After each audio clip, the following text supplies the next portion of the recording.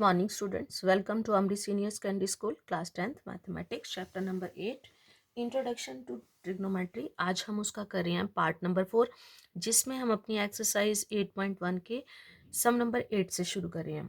सबसे पहले बच्चे इसकी स्टेटमेंट क्या है. If 3 cot a equal to 4, check whether 1 minus tan square a by 1 plus tan square a equal to cos square a minus sin square a or not. अब ये पूछा गया है कि ये जो मेरे को इस साइड पे दिया हुआ है 1 minus ten square a plus 1 by ten square a की वैल्यू जो है इसको सॉल्व करने के बाद RHS के equal cos square a minus sine square ए के इक्वल है या नहीं. सबसे पहले हम स्टेटमेंट लेते हैं. हमें दिया क्या गया है. हमें दिया है 3 cot a इक्वल टू 4.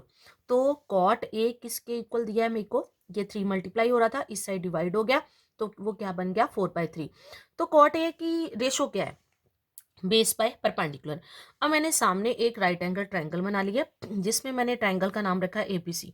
अब मेरे को कॉट ए दिया गया था तो ए मैंने यहाँ ले लिया. मैंने पहले भी बताया था पिछली वीडियो में कि जो हमें एंगल यहाँ दिए होते हैं ए बी सी जो भी दिया होगा वो हमेशा अक्यूट एंगल होंगे. तो इसका मतलब क्या है, मैंने ए को यहाँ लेना है या इस पॉइंट पे लेना है, ये दोनों एक्यूट एंगल है. तो मैंने यहाँ पर ए को ले लिया तो उसके अकॉर्डिंग ए के साथ जो साइड जो है वो अटैच हो गई, वो क्या बन गई मेरा बेस, और उसके ओपोजिट जो साइड है वो क्या है मेरा परपेंडिकुलर. और ये सबसे लॉन्गेस्ट साइड क्या है मेरे पास हाइपोटेन्यूज. तो सबसे पहले इसके अकॉर्डिंग मेरे को बी दिया हुआ है, बेस दिया और परपेंडिकुलर, और मुझे निकालना क्या है हाइपोटेन्यूज. तो इन right angle triangle ABC bye Pythagoras theorem hypotenuse का स्क्वायर किसके इक्वल होता है परपेंडिकुलर का स्क्वायर प्लस बेस का स्क्वायर. तो परपेंडिकुलर मेरे पास कितना है 3 का स्क्वायर और बेस मेरे पास कितना है 4 का स्क्वायर इक्वल टू 3 का स्क्वायर 9 और 4 का स्क्वायर 16. दोनों के प्लस करके कितना आ गया 25. तो एच स्क्वायर था 25, तो ये जो स्क्वायर है ये इस साइड में आके स्क्वायर रूट बन गया. तो एच की वैल्यू क्या आ गई मेरे पास 5. तो मतलब बेस है मेरे पास 4, परपेंडिकुलर है मेरे पास 3 और हाइपोटेन्यूज अब मैंने निकाल लिया वो कितना आ गया 5. अब इस सम में LHS और RHS के अकॉर्डिंग मुझे पहले चाहिए क्या, कौन कौन सी रेशो चाहिए उसको हम निकाल लेते हैं. अगर मैं LHS की बात करूं तो यहाँ मुझे tan A चाहिए. तो tan A इक्वल टू किसके होता है P/B. तो मैंने यहाँ सेपरेट करके लिखा है. इधर बच्चे मैंने यहाँ साइड्स के अकॉर्डिंग ना लिख के सीधा P और B और H लिख लिया जिससे सम थोड़ा ईजी हो जाता है. तो tan A, तो मैंने ट्रायंगल के अकॉर्डिंग जो परपेंडिकुलर बनता है सम के हिसाब से मैंने ट्रायंगल ही ऐसे ड्रॉ करी है कि मेरा जो P बन रहा है वो BC साइड ही बनेगी A के ओपोजिट साइड. तो मैंने उसी हिसाब से P, B और H लिया. तो सबसे पहले tan A की वैल्यू किसके इक्वल होती है P बाय रेशो क्या है P/B परपेंडिकुलर बाय बेस. तो परपेंडिकुलर यहाँ मैंने 3 लिखा है और बेस क्या है मेरे पास 4. तो मतलब क्या आ गया मेरे पास 3/4. तो अब मुझे दूसरी साइड पे राइट हैंड साइड पे साइन कॉस ए और साइन ए चाहिए. तो मैंने पहले साइन ए और कॉस ए सारा निकाल लिया. तो साइन ए की रेशो क्या है परपेंडिकुलर बाय हाइपोटेन्यूज. तो परपेंडिकुलर है 3 और हाइपोटेन्यूज क्या कितना निकाला हमने 5. सेम ऐसे ही कॉस ए की रेशो है B/H बेस बाय हाइपोटेन्यूज, तो वो कितना आ गया 4/5. अब मैं इस सम को सॉल्व करूंगी.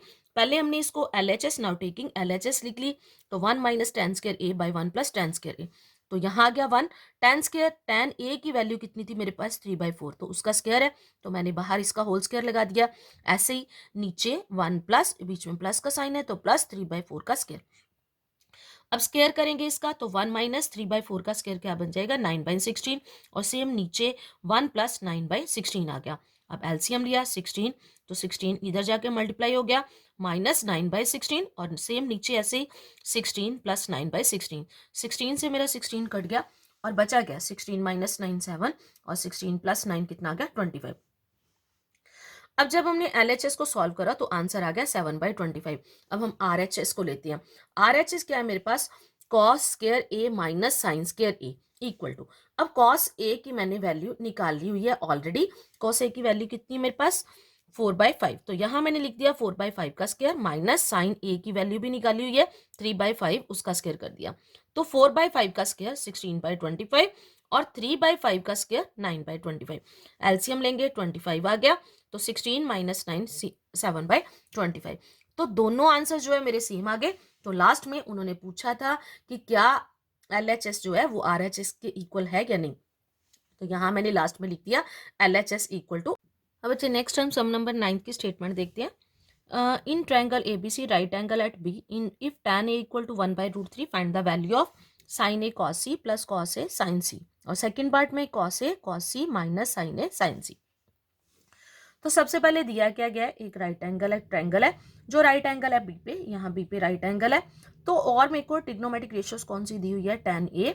तो मैंने यहाँ सोल्यूशन में लिख दिया tan A जो दिया था 1/√3 दिया है। तो ट्रिग्नोमेट्रिक रेशियो tan A किसके इक्वल होती है, P/B, मतलब परपेंडिकुलर बाय बेस। तो अगर मैंने A यहाँ लिया है, ए अभी मेरे को जो रेशियो है वो tan A के हिसाब से दी हुई है, तो A मैंने यहाँ लिया है, तो A के हिसाब से ये मेरा परपेंडिकुलर है और ये क्या मेरा बेस है। तो उसके अकॉर्डिंग तो मेरे पास क्या है, P की वैल्यू 1 है और B की वैल्यू कितनी है, √3। तो यहाँ मैंने लिख लिया P इक्वल टू 1 और B इक्वल टू 3। तो मुझे तीसरी साइड भी निकालनी है, पहले हम क्या करेंगे, तीसरी साइड हाइपोटेन्यूज निकालेंगे। तो यहाँ क्या आ गया मेरे पास, H equal to in right angle triangle ABC by Pythagoras theorem, H का स्क्वायर हाइपोटेन्यूज का स्क्वायर किसके इक्वल होता है, परपेंडिकुलर का स्क्वायर प्लस बेस का स्क्वायर इक्वल टू, ये मैं tan A के अकॉर्डिंग रेशियो निकाल रही हूँ। तो परपेंडिकुलर है मेरे पास 1 का स्क्वायर कर लिया और बेस है मेरे पास √3, तो उसका स्क्वायर कर लिया। रूट से स्क्वायर से स्क्वायर रूट कट गया, तो 1 का स्क्वायर 1 और √3 का स्क्वायर जो है वो क्या बन जाएगा, 3 बच गया मेरे पास, इक्वल टू 4 आ गया। तो H के स्क्वायर इक्वल टू 4 है, तो 4 का स्क्वायर रूट निकालेंगे तो H की वैल्यू क्या आ गया मेरे पास 2। अब H है 2। अब मैंने साइन A निकालना है, साइन A है P/H। तो इसके अकॉर्डिंग A के अकॉर्डिंग मेरे पास है P1 और हाइपोटेन्यूज जो है वो मेरे पास क्या है 2। तो मैंने यहाँ लिख दिया 2। अब मैं C के अकॉर्डिंग चल रही हूँ, तो C के अकॉर्डिंग जो है वो मेरी ट्रायंगल जो है वो, ये जैसे मैंने एक अलग से ट्रायंगल बना दिया है कि A यहाँ मैंने B लिया था, यहाँ मैंने C लिया, B लिया और ये मैंने A लिया। अब C के अकॉर्डिंग ये जो साइड है ये क्या बन गई मेरे पास, ये तो मेरे पास ये बनी है कि पहले ये मेरे पास √3 है और इसकी वैल्यू मेरे पास 1 और ये है मेरे पास 2। पर C के अकॉर्डिंग अब मेरा वैल्यूज तो वही रहेंगी क्योंकि मुझे tan A के हिसाब से ट्रायंगल दी गई थी, तो मैंने वो ले लिया। पर C के अकॉर्डिंग जो मेरा परपेंडिकुलर है वो ऑपोजिट साइड ये वाली बन जाएगी और बेस जो है वो मेरा ये बन गया, हाइपोटेन्यूज वही रहा। तो sine C equal to ratio वही है P/H, पर P कौन सा मेरी ये वाली साइड, तो इसकी वैल्यू क्या है मेरे पास, √3/2 आ गया। तो हाइपोटेन्यूज ऐसे ही cos A के अकॉर्डिंग मैं ले रही हूँ ए, ये जो सारी मैंने पहले वाली P/B और उसकी वैल्यू ली है, वो जो है वैल्यू वो मेरी वो ट्रायंगल मतलब कि tan A के इक्वल मेरे को रेशियो दी गई थी, तो ये P/B और H की वैल्यू मैं वो ले रही। पर C के अकॉर्डिंग मेरा बेस हाइपोटेन्यूज सेम रहेगा, बेस और परपेंडिकुलर जो है वो चेंज होगा। तो cos A के अकॉर्डिंग B मेरा ये था, B/H होता है इसका फॉर्मूला, तो cos A की वैल्यू क्या आ जाएगी मेरे पास, √3/2। नेक्स्ट सेम ऐसे ही cos C के अकॉर्डिंग अगर मैं यहाँ से लूँ तो C के अकॉर्डिंग 1 मेरा बन गया बेस और हाइपोटेन्यूज क्या है मेरे पास 1/2। तो ये मैंने सारी वैल्यूज लगा ली। अब सम पे चलते हैं, sine A cos C plus cos A sin C। Sine A की वैल्यू 1/2, cos C की वैल्यू 1/2 प्लस cos A की वैल्यू क्या है मेरे पास, √3/2 और साइन C की भी वैल्यू √3/2। मल्टीप्लाई कर लिया, ऊपर वाले को ऊपर वाले के साथ और नीचे वाले को नीचे वाले के साथ। 1 × 1 इक्वल टू 1, 2 × 2 इक्वल टू क्या आ गया मेरे पास 4। तो ऐसे ही दूसरी तरफ √3 को √3 के साथ मल्टीप्लाई करेंगे तो √3 का स्क्वायर बन जाएगा, स्क्वायर से स्क्वायर रूट कट गया, तो क्या आया मल्टीप्लाई करके अकेला 3/4।